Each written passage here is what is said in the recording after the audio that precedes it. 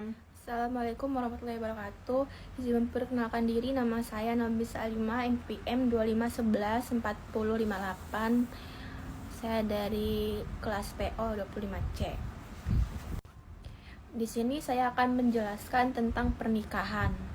Pernikahan, arti dan hukum pernikahan, tujuan pernikahan, rukun nikah, kewajiban suami istri, hikmah menikah, talak atau perceraian, iddah atau rujuk, dan perkawinan menurut undang-undang. Arti dan hukum nikah. Nikah menurut syara melakukan suatu akad atau perjanjian untuk mengikat diri antara laki-laki dengan wanita untuk menghalalkan hubungan keduanya dengan sukarela dan persetujuan kedua belah pihak dalam rangka mewujudkan rumah tangga yang diridhoi Allah.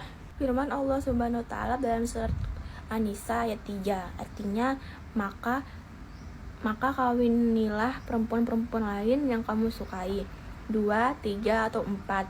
Tetapi jika kamu tidak akan dapat berlaku adil, maka nikahilah seorang saja. Hukum nikah. Hukum asal menikah, mubah atau boleh. Hukum mubah ini dapat berubah sesuai dengan keadaan.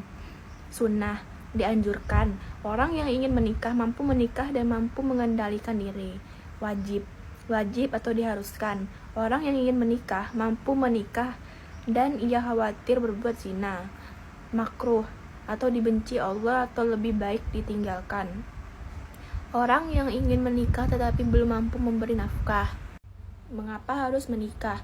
Firman Allah Subhanahu wa taala, "Wa min ayatihi an khalaqa lakum min anfusikum azwajan taskunu ilahi wa ja'alna bainakum mawaddata wa rahmata inna fi dzalika la asyati qaumi yatafakkarun." Quran surat Ar-Rum ayat 21 yang artinya, dan di antara tanda-tanda kekuasaannya Dia menciptakan untuk kamu istri dari jenismu supaya kamu tentram bersamanya, dan Dia menjadikan cinta dan kasih sayang di antara kamu. Sesungguhnya pada yang demikian itu menjadi tanda-tanda bagi orang-orang yang berpikir. Tujuan pernikahan. Yang pertama, untuk memperoleh rasa cinta dan kasih sayang yang benar. Yang kedua, untuk memperoleh ketenangan dan kebahagiaan hidup. Yang ketiga, untuk memenuhi kebutuhan seksual secara sah dan ridho Allah Subhanahu wa taala. Yang keempat, untuk memperoleh keturunan yang sah dalam masyarakat.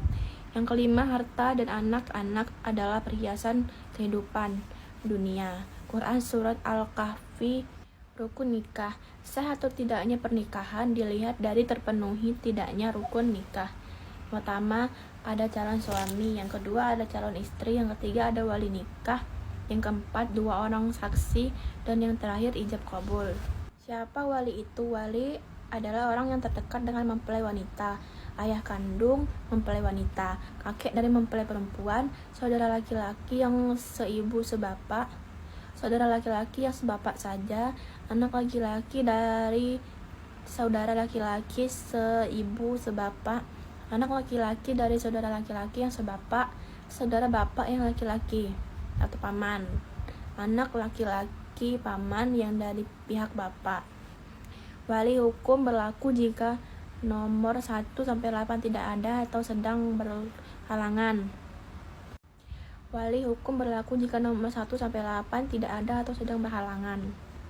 Jika kamu jadi wali atau saksi, syarat-syarat wali atau saksi nikah.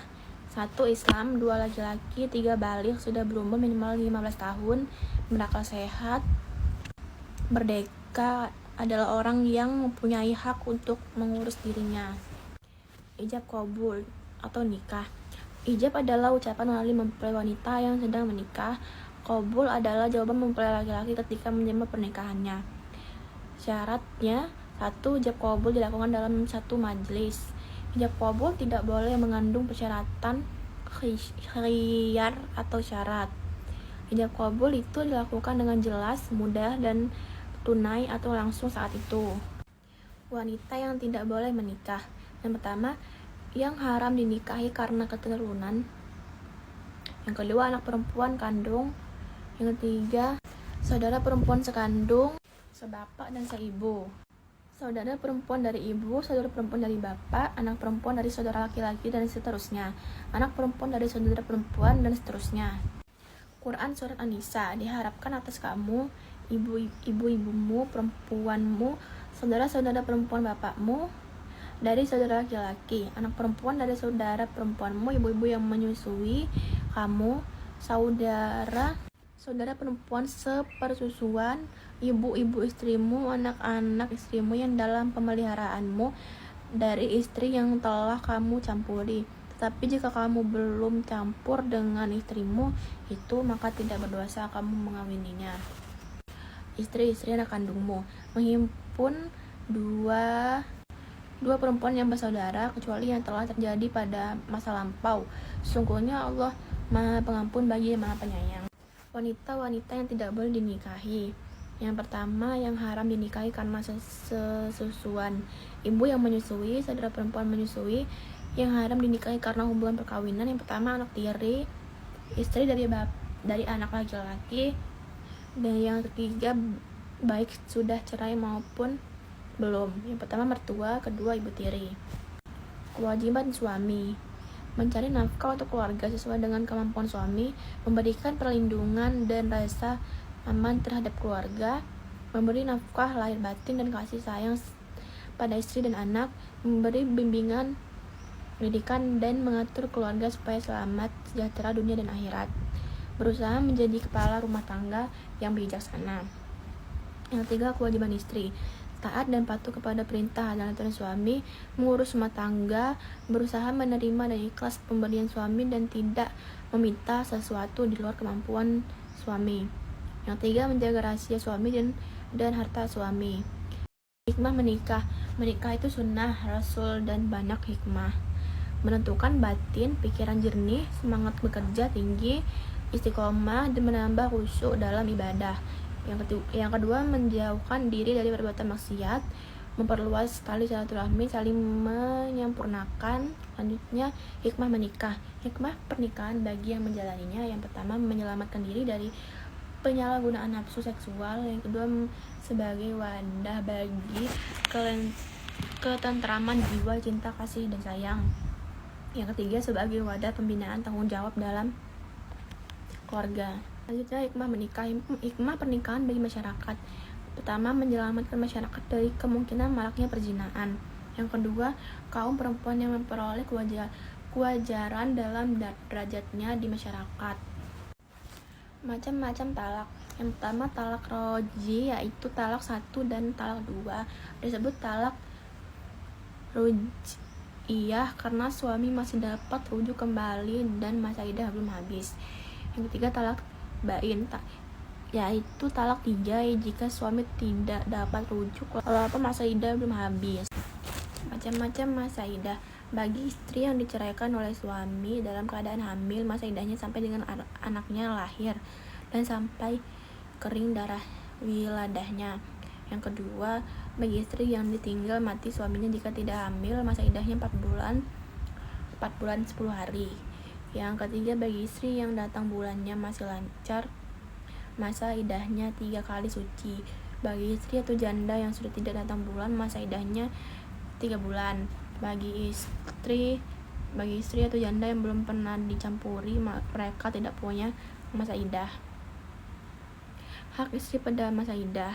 Yang pertama, bagi istri atau janda yang ditalak raj'iyah, mereka berhak mendapat 4 pakaian dan nafkah pangan. Yang kedua, bagi istri atau janda yang ditalak bain, mereka hanya berhak mendapat tinggal. Yang ketiga, bagi istri yang ditalak mati suaminya pada masa iddah, mereka tidak mendapat nafkah karena sudah mendapat warisan almarhum suaminya. Begitu pula janda dalam masa iddah juga tidak mendapat nafkah. Yang ketiga, rujuk adalah kembalinya suami kepada bekas istrinya pada waktu masa iddah belum habis. Yang kedua, hukum rujuk atau mubah atau boleh dan dapat diubah sesuai dengan keadaan. Wajib, yaitu bagi suami yang mempunyai istri lebih dari 1 dan belum berlaku adil antara istrinya. Makruh, yaitu dengan rujuk keadaan menjadi buruk Yang terakhir haram yaitu jika dengan rujuk istri menjadi menderita. Baiklah, sekian video dari saya. Wassalamualaikum warahmatullahi wabarakatuh.